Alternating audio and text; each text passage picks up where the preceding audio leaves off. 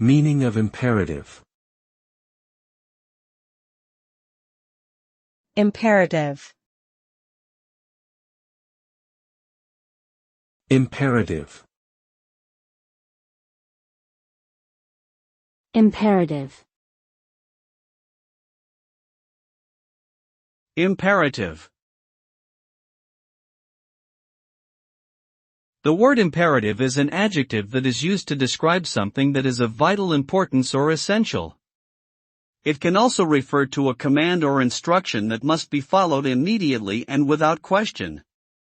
In essence, it is a term that conveys a sense of urgency and necessity. When something is described as imperative, it suggests that it cannot be ignored or delayed without serious consequences. Therefore, paying attention to what is imperative is crucial for success and avoiding negative outcomes in various aspects of life, such as work, education, and personal relationships.